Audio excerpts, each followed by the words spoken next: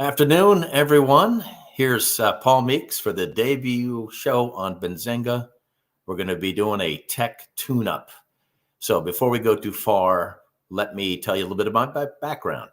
So first of all, I'm an old timer. They put me on the air on Benzinga because everybody else is about a third of my age and I need to boost the older demographic.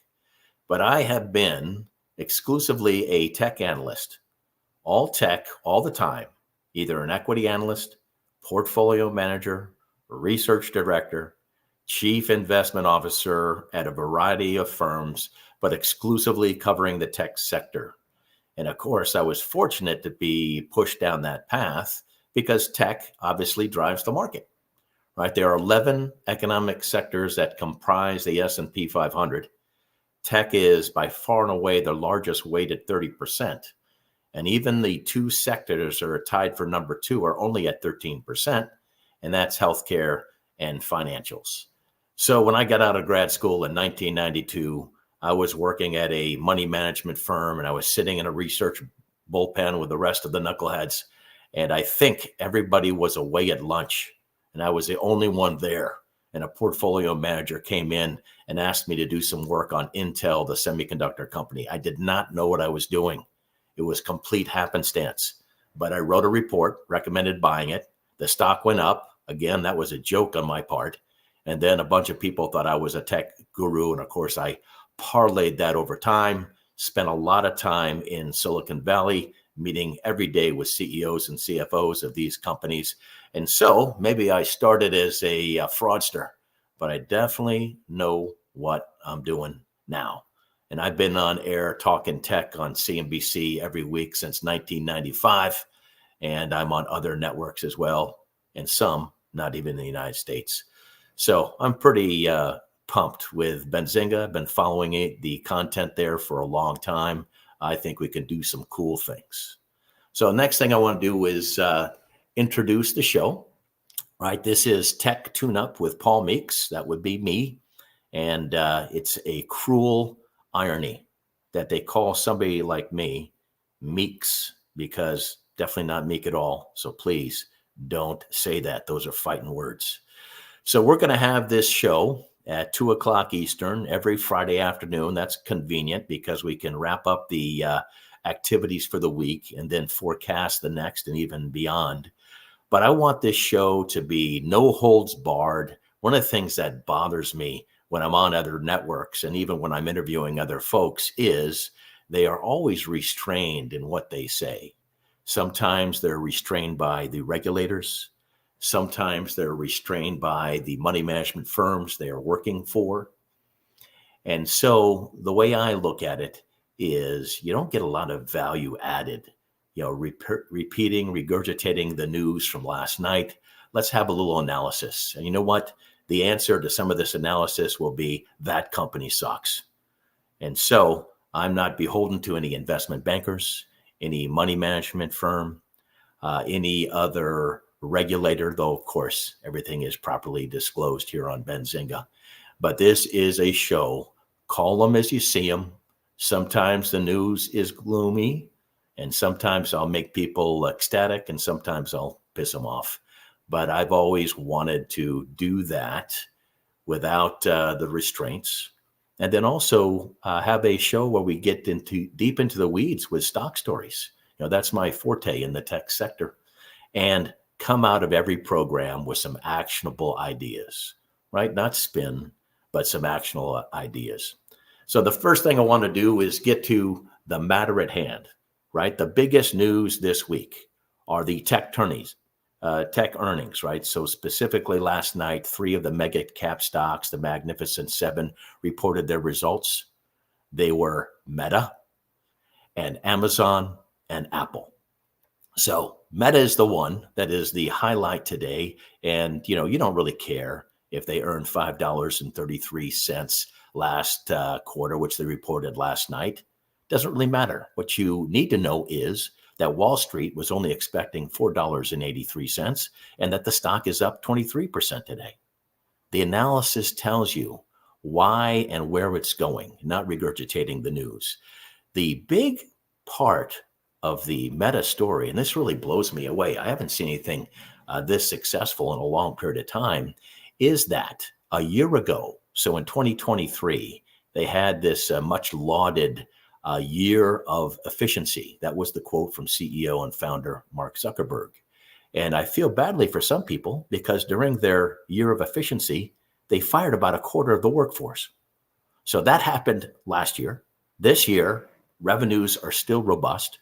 Engagement is still high, yet their operating costs have been much, much, much lower than revenue growth. And they just reported a quarter last night in which their operating margin was 41% versus only 20% a year ago. That is unbelievable. And so the stock has had an explosive move ever since late October. And I think it's going to go even higher. I don't know if I buy a stock up 23% on the day, but I see where Wall Street has come out after this positive earnings surprise last night with their forecast for the March quarter and for the rest of 2024. I think that they're way too low. I think they're going to continue to not just meet the numbers, beat the numbers, and the stock, believe it or not, even up 23% today, can go much, much higher. In 1 year, operating margin going from 20% to 41%, that is incredible. The next is Amazon. I give them a pretty good score. You know, the story with Amazon is not its e-commerce business. Their e-commerce business in the United States only has a 6% operating margin. Their e-commerce business internationally actually posts a loss. All the excitement is in their cloud infrastructure business, AWS, Amazon Web Services. And you want to see that grow because Amazon Web Services has a 30% operating margin versus the domestic e-commerce business at 6%. And so another thing that's interesting about Amazon Web Services, because of its superior operating margin, that business segment, it is only 16% of Amazon's total sales, but 54% of the contribution to operating profit. So last quarter, reported last night, their cloud revenues, Amazon Web Service revenues, were up 13% from the same quarter a year ago. That was a little bit of an acceleration from the prior quarter. And so people were glad to hear that. They were relieved because some folks going into Amazon's quarter were expecting a miss. But I will tell you this. The reason I'm not as bullish on Amazon as Meta is, yes, they grew their cloud business 13% year to year. Yes, it was in line with expectations. But its competitors in that space, Microsoft Azure, grew 28% year to year, currency adjusted. And Alphabet/Google grew their business 26%. So unfortunately, over the last couple of years, because this has been a trend, Amazon in that key area is still growing pretty robustly. But unfortunately, it's losing a lot of share, foremost to Microsoft, secondarily to Google. The last company, which is everybody's favorite, but not mine, is Apple. You know, Apple is lucky to be only flat today with their announcement last night. I mean, Apple finally grew its revenues year to year at long last. They grew at 2%, but this was after 4 quarters in a row in which they shrank. I don't care how much cash flow you generate, how cool your products are, how great your brand is. You're not a tech company unless you grow your sales. And maybe the company is so mature that they're not going to grow at a fast rate anymore. So I think Apple is very expensive based on what it's done in the last year or so and its forecast. And its forecast for the quarter ended March 31 was a little bit of a downer. They actually said, don't expect much from the iPhone. And the problem with that for Apple and its investors is the iPhone is 60% of sales. Also, they have a problem in Greater China. They call the region Greater China, so it also includes Hong Kong. In that region, which is pretty important for them, revenues declined 13% year to year. And they have a real risk because with the bad relations between the US and China, Apple is in a bind. First of all, they manufacture a lot of hardware there. Second of all, They depend on that market to sell their iPhones. And here is a situation where I'm worried a little bit about the supply chain, particularly if there's even more nasty rhetoric towards China as we go into the presidential election in November of 24. And also, there are a couple of pretty dominant Chinese phone makers that at long last are starting to take share in their home market from Apple. In the meantime, Apple's pretty expensive. I was looking today for the stock to hold a very key technical level of $182 a share, and it looks like right now trading at 186. It will hold that support, because if it's going to break through $182 a share, it is going much, much lower. But regardless, Apple, even though it's the world's largest market cap stock, is not on my buy list. So let me move to some of the other companies, the mega caps, the rest of the Magnificent Seven that reported earlier this week, specifically on Tuesday night. Again, kind of a mixed scorecard. I thought Microsoft was terrific, right? They grew their cloud business, Microsoft Azure, 30% before currency adjustment, 28% after the currency boost, but still kicking Amazon AWS's ass, and even growing a little bit better than Google Cloud. And of course, they have a lot of AI mojo, right? They own 49% of OpenAI. The only thing that disappointed me with Microsoft's results is they have a AI product, Windows for Copilot, and it is essentially integrating OpenAI technology. This is going to be their go-forward app. They hope everybody in the enterprise, followed by all of their retail consumers, buy this product. But one of the things is last night, Satya Nadella, the CEO, gave some pretty cool use cases, stories, examples, but did not quantify the take-up on the ramp of Copilot. And you know what? If you have good news to share, you share it. And so I think hiding that makes me a little bit worried. And I will tell you this, not just for Microsoft, but for the entire AI community, if Copilot is not a winner this year, then people are going to say, well, AI is cool. I need AI, but it's going to be like an electric utility. It's going to be ubiquitous, but I'm not going to make money off of it. I'm a little bit worried about that. Right now, in the early stages of AI, we're building out large language models, and it goes to building infrastructure, not yet worrying about products. And of course, the biggest infrastructure star is a semiconductor, NVIDIA. But as we go through, and I'll keep you in touch on this, if Microsoft Copilot doesn't sell, there is going to be some pushback that the AI bloom will come off that rose. I saw it when the internet bubble popped in the early 2000s. We'll see what happens here. So the next thing I should probably touch on, because I've covered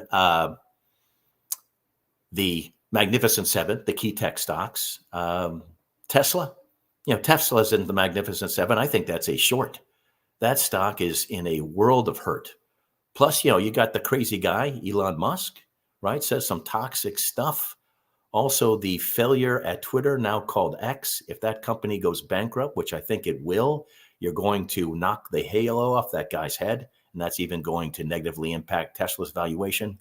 But the electric vehicle market is slowing down, right? Still growing, but at a slower rate.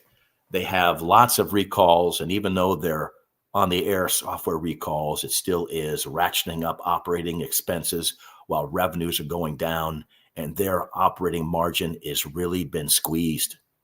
They used to have an operating margin several fold more than Ford and General Motors with the legacy vehicles. Now they have an operating margin that's getting very close to those. The problem for Tesla shareholders is if they're recognized as a Ford or a GM and they don't have this rarefied air, the problem is Ford and GM trade for 6 or 7 times earnings, not 60 times earnings. And so I think if Tesla does not hold a critical support level of 160, if it breaks 160, that stock is going to retrace all the way back to 100. And that's where the stock was at the beginning of 2023.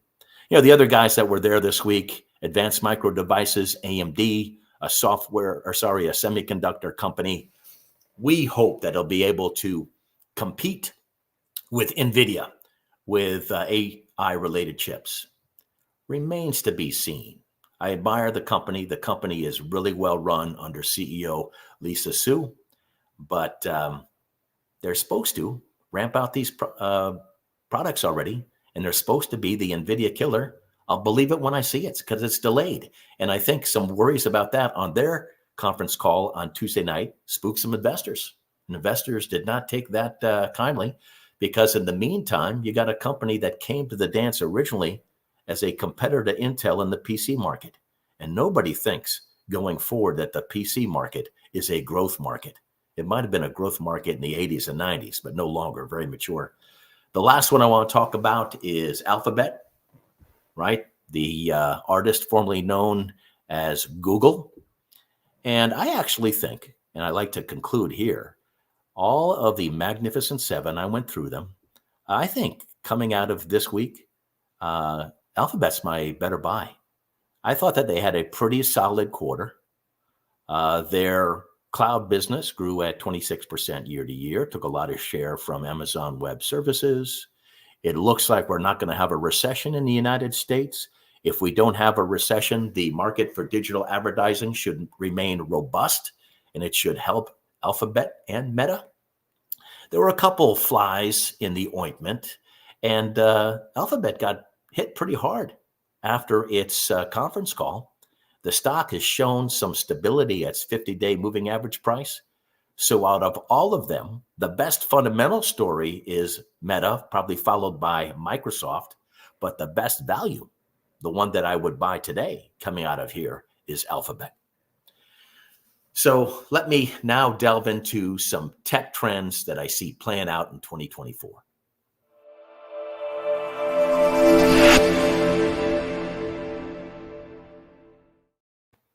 So first of all, one of the things that's bothered me in my career, people are always asking me, sometimes even at Starbucks, if they notice me from television the night before, what's the new thing? What little company I haven't heard about will be the next big thing. I will tell you this, in all my years covering tech, and it's been a long, long time, the strong get stronger. Yes, there will be some companies that nobody's heard of that will do all the right things in AI and become a player. Because you think about coming out of the internet bubble in the early 2000s, the largest market cap and most popular tech company was Cisco Systems, because it was building the plumbing for the internet. It was the data network closing all the internet loops. And then over time, Meta appeared, Alphabet appeared, Amazon appeared. And so, yes, there were some market cap companies that now dominate the scene, right? They all have over $1 trillion market caps. But most of those small players are zero today. So I will tell you this. I know it sounds lazy. I know it's not that interesting. But most of the time, when you capture a theme like AI, the strong will get stronger.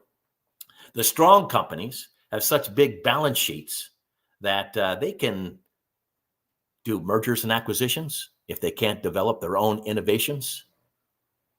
They make so much money and free cash flow that they can fund massive research and development efforts. Everybody wants to work for them because in technology, you don't work for salary, you work for stock options, and those stocks seem to be perpetually going up. So I will tell you this, the strong get stronger in technology. And let me read you a quote because I love this one. Damon Runyon was a newspaper man and short story writer. He lived from 1880 to 1946. He also was a bit of a gambler at the track. But listen to this quote. He wrote, "The race is not always to the swift, nor the battle to the strong, but that's the way to bet." So remember, in technology, the strong typically get stronger. And unfortunately, I think the same old are going to dominate the AI landscape. There might be a couple of players on the fringe, but it's going to be the guys that have already been outed. The next thing I'd like to say is because AI is such an important theme. I think a lot of people have it wrong, that they think that AI focused software apps and other AI products are going to be mainstream this year, 2024. I think that's wrong. I think 2024 will be much like 2023, and most of the time, effort, and dollars spent will continue to be building out large language models, which is dominated as far as supplying the infrastructure by the semiconductor company, NVIDIA, and then hopefully AMD over time. As I told you before with my review of Microsoft, I think that if Copilot does not show a nice ramp throughout this calendar year, people are going to be really worried that AI apps, no matter how cool and useful they are not going to be moneymakers. In the meantime, 2024, just like last year, another year of mostly building LLMs, large language models. Then we'll get the apps and all the other cool stuff. Some of that stuff might drip out in the second half of this year, but you guys, I think it's a 2025 story. So don't put a lot of cred in the financial estimates being triggered upwards by people that say they're going to announce these products or they're going to roll out these products any minute. I don't see it happening. Of course, another big trend is, and we saw how it bit Apple in the ass with their revenues down 13% in this geography, is the battle in the relations between the U.S. and the Chinese. The Chinese have a 5-year plan, and in their 5-year plan, it's stipulated. It's there in black and white. There is no question. They want to be tech dominant, or at least less dependent on us with technology. And we thought that we cleaned up this supply chain after COVID. Not so fast.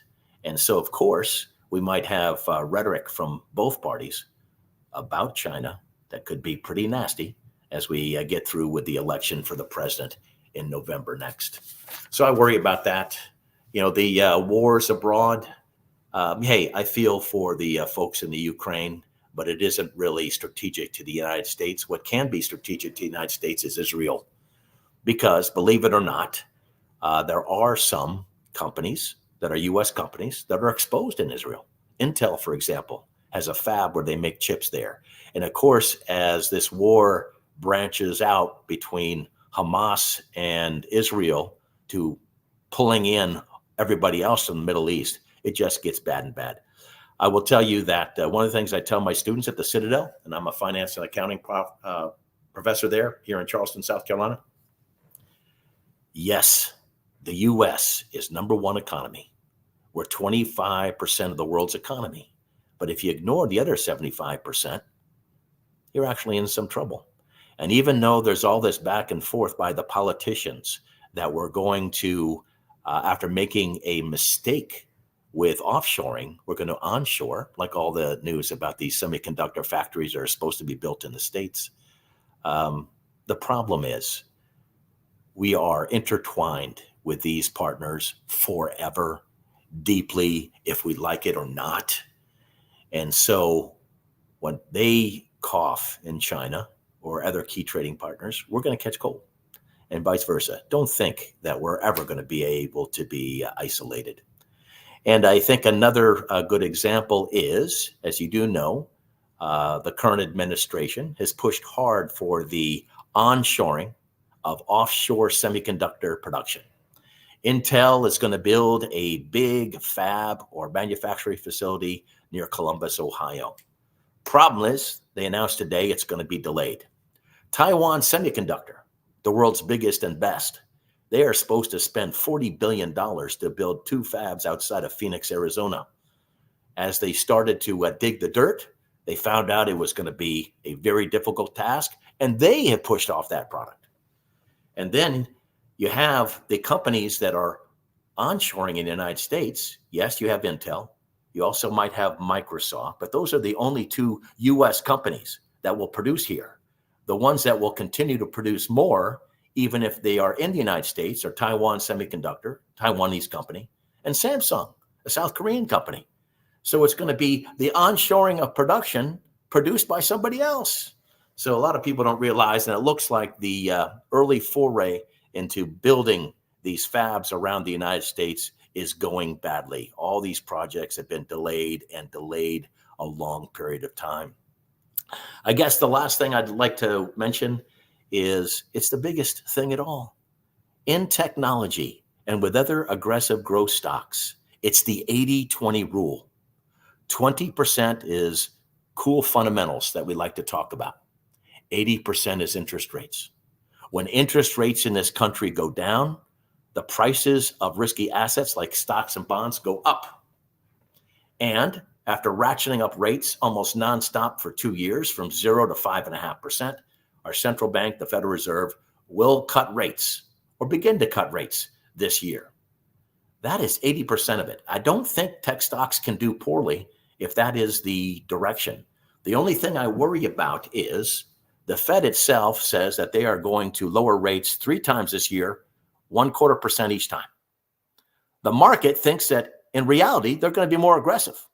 They're going to actually, despite what they say in their pronouncements, they're going to lower rates 5 or 6 times at a 0.25 percentage point each time. What happens if the Fed does what it says it's going to do, and the market is expecting more drastic cuts sooner?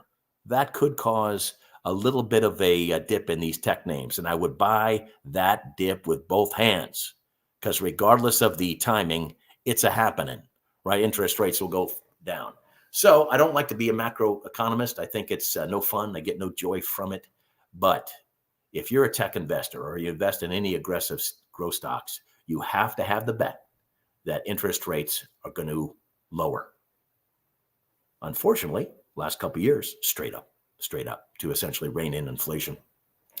We'll see what happens. I also think this year will be very, very interesting, not just with the rhetoric about U.S. and China, but as we prep for the madness, which is the elections. We know it's going to be crazy. However, who benefits from that? I'm going to be bored, whatless, listening to these campaign speeches. However, digital advertising should pop. And who dominates digital advertising in this country? Alphabet and Meta. So Meta's already done its thing, right? Stock's up 23% today. I still think it's going higher, still among one of my best picks. But Alphabet, my best pick, because on its quarterly conference call, the stock dropped significantly. Better buying opportunity, because if digital advertising is healthy this political season, those companies, outsized beneficiaries. So let me take you through my tech buy list. We have, here you go. And, I'm going to keep this current, right? This is a show where we're trying to make some money. We're calling a spade, right? This is going to be dynamic. We're going to talk about this. So here are some of the ones. Yeah, some of them are expensive. I put together this list last night. And of course, Meta I got on the list. Do you buy the stock up 23% the very next day? Probably not. But I get ready to buy it. So I have Microsoft, Alphabet, Meta. Supermicro, I think, is very interesting. Supermicro makes customized servers, specifically 60 to 70% of their sales for AI-driven applications. Micron is America's and number 3 in the world memory chip maker. As you build out these large language models for AI, and even if you put AI on board the PC or laptop that you sell to everybody else, it's going to have a voracious demand for memory, and Micron should do quite well after a couple years in the crapper. I like Synopsys.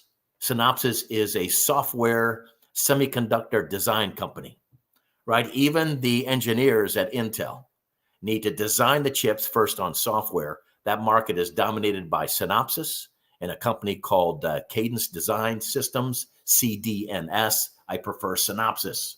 I mentioned AMD. NVIDIA is another stock that has skyrocketed. It was up 3 times, threefold in 2023. But you know what?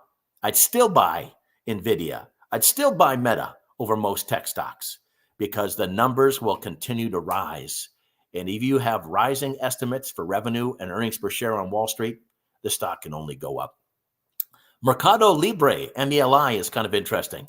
This is the South American Amazon. The company's actually based in Uruguay, but it does business all over Latin America. And it is a very well-managed company, and they're doing quite well. The cyber security company that I've settled in with, there's 5 or 6 choices, is I like CrowdStrike. And lastly, I like ServiceNow. ServiceNow is a software company that if we do have some cool AI software apps, they'll be front and center. I prefer ServiceNow to Oracle. I prefer ServiceNow to Workday. So that is kind of my dream team, but things always change, right? And so stay tuned, come back. I will be highlighting this thing every time. And I will tell you before I close, one thing that I look at for companies when they report the results, and one of the reasons that I'm still bearish on NVIDIA and Meta, it's called the Cockroach Theory. The Cockroach Theory can be good or bad in investing. Think about this. It's the middle of the night. You're thirsty. You go down to the kitchen. You flip the light to get into the refrigerator, and you see a roach scurry across the kitchen floor. Do you think when you see that roach that there's just one? Of course you don't. If you see one, you know there's going to be more. So on a good basis, when a company blows out to the upside, Wall Street analyst estimates, what typically happens is there's more roaches. They typically have a string of quarters in a row, sometimes a lot of them, in which the good tidings, the positive surprises continue. On the other hand, you have a company that misses its guidance, misses the Wall Street estimates. We call that a negative earnings surprise. With my cockroach theory, when they have one negative earnings surprise, even though on the conference call, the management says, oh, it's just a temporary thing, one negative surprise, more than one roach leads to many more negative surprises, and the stock goes down and down and down and down. So remember the cockroach theory. Hopefully you laugh on this show. We better give you some good intel on tech stocks, actionable ideas, and hopefully we laugh our asses off. So with that, you guys, let's keep it going. I'll see you next Friday afternoon, 2 o'clock Eastern time here on Benzinga's YouTube channel, and I'm pumped to deliver. If you have any questions, comments, any suggestions for what you want to see on this show going forward, please let us know. And best wishes from Benzinga. Come back to Paul Meeks and Tech Tune Up with Paul Meeks.